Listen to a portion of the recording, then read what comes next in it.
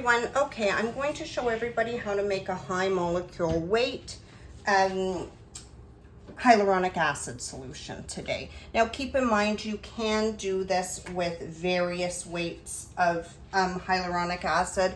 I just happen to have high molecule weight in powdered form.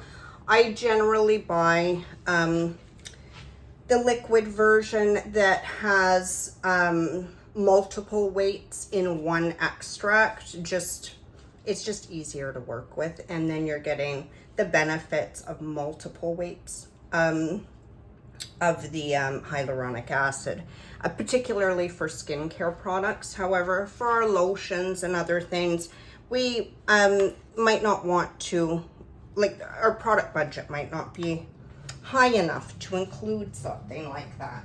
So this is a wonderful alternative where you can make your own solutions. So we're going to start off by weighing out our hyaluronic acid. Now you're going to weigh out 1 gram of hyaluronic acid.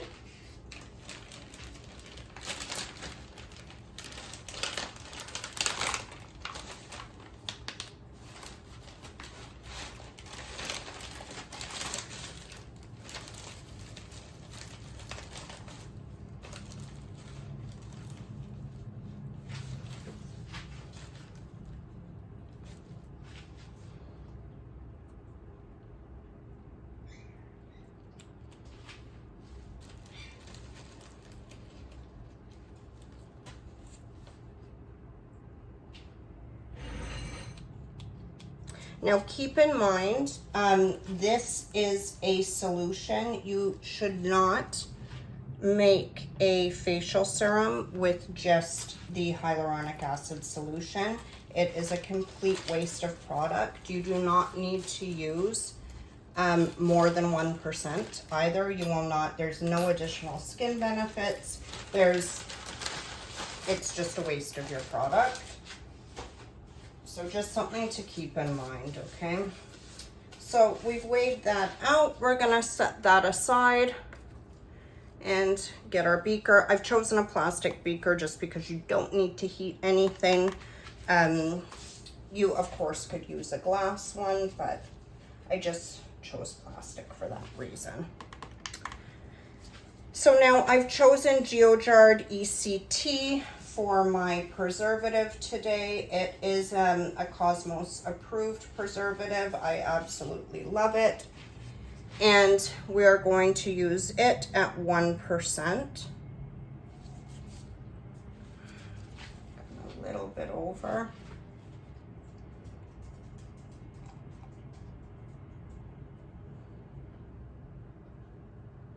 There we go.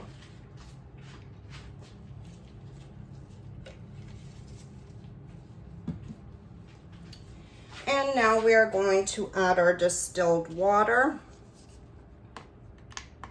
Always make sure that you're working with distilled water. Spring water will ruin your products. Now we are going to add this at 98%, well, 98% is 98 grams.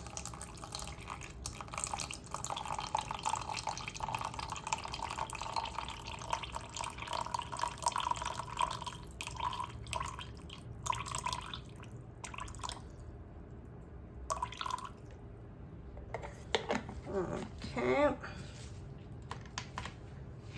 And now we are going to add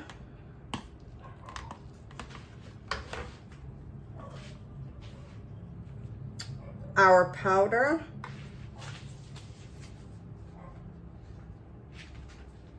Now you can give this a little whisk before adding, just so your preservative is all throughout your water. And now you're going to go ahead and add that gram of powdered HA.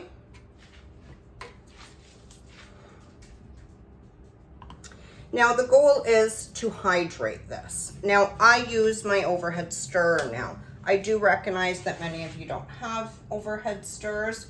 So hyaluronic acid is not shear sensitive. you can stick blend it at this point.